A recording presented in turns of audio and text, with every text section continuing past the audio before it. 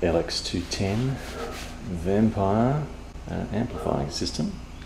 The problem seems to be that one of the input jacks has broken off. It's probably lost the nut, and when the plug's been inserted, it's pushed the socket into the body of the amplifier. So the first thing we've got to do is remove some outer screws. There's 2 on each side, and at the top there's 3 pairs, and there's the last 2.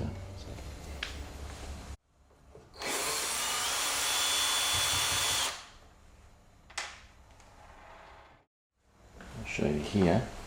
Here's a slight difference in the length. Okay, so these ones are from the top, and the longer ones are from the side.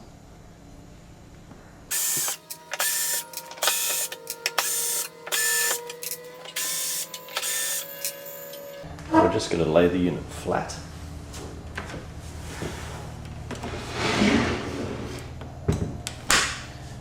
And we're going to remove the amplification system.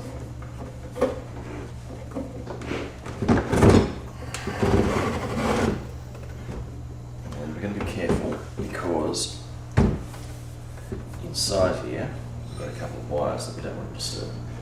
The leads to the speakers come through the body, and we've got to disconnect this socket here so we can move the main amplifier unit and perform the work on it. What you're going to see is there's some glue underneath here which we're going to have to remove. It's to stop the plug coming loose when the amplifier vibrations pass through the module.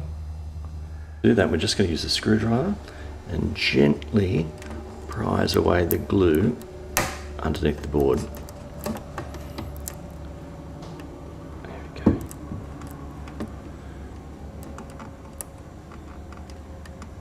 Got him.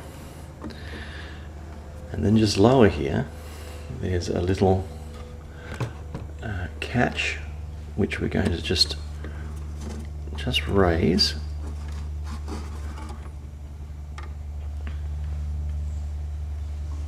There we go.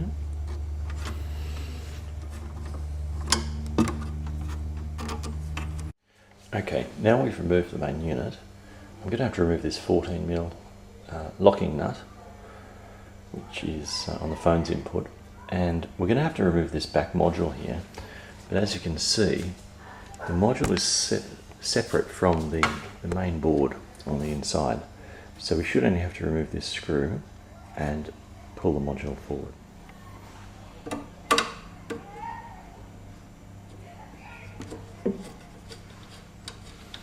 And there's a little washer behind it, which we'll remove as well.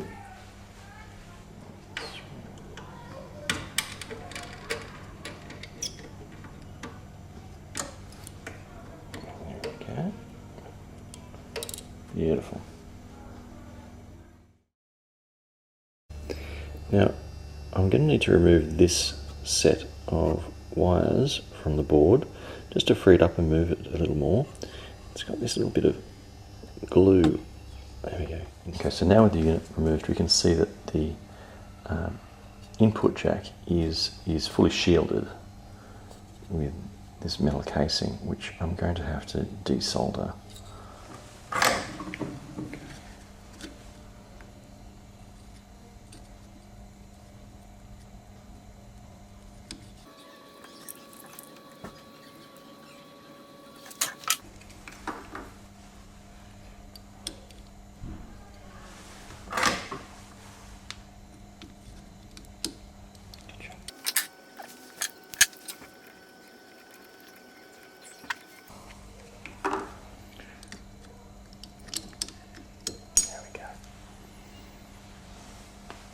Okay, so now that we've removed the shielding, I've got to desolder these 5 points, being very careful not to interfere with the surface mounted resistors.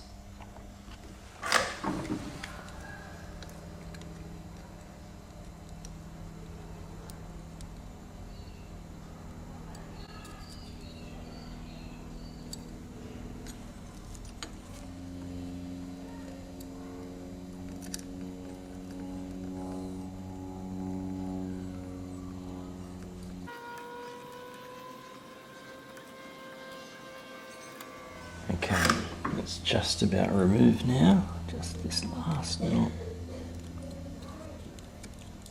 Gotcha. Grab it now. Gotcha. There we go.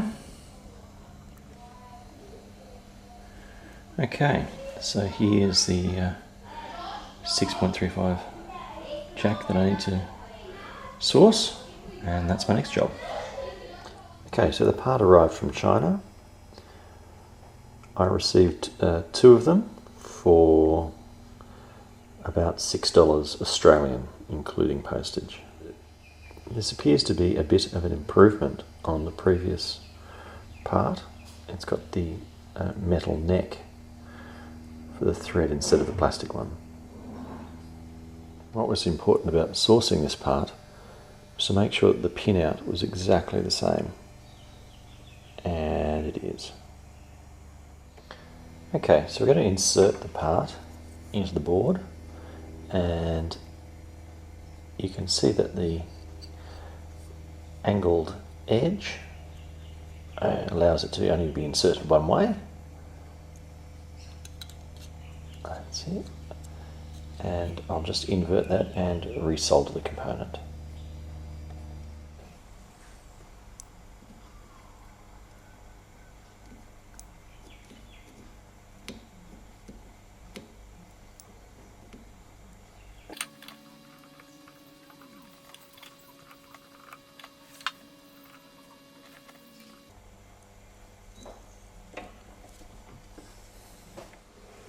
And now to resolder the shield.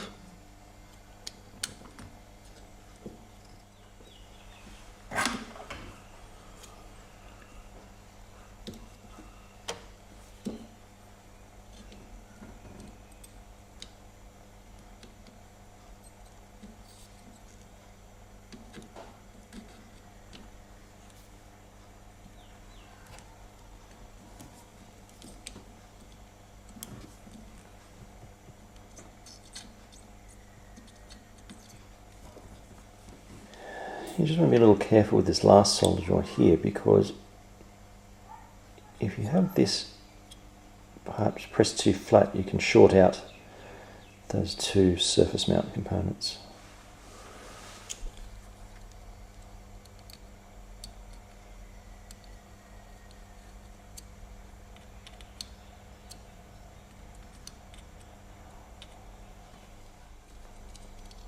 And that's complete. And you can see that it's just off the surface there. And we just now reverse the removal process.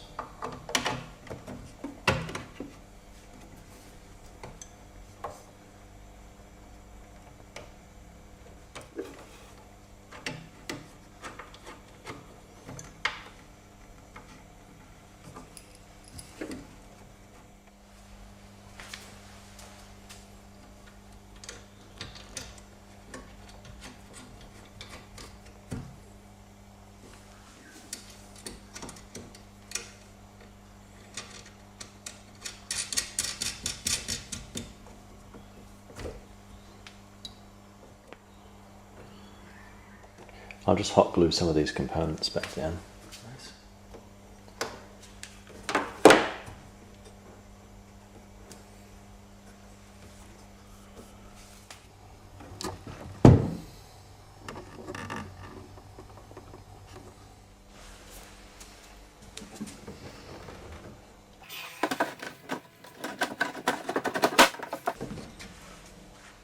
Now return the screws.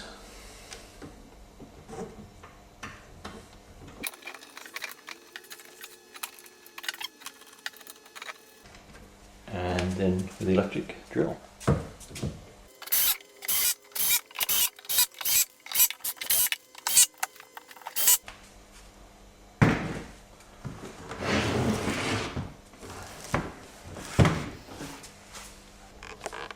Alright, let's test it out.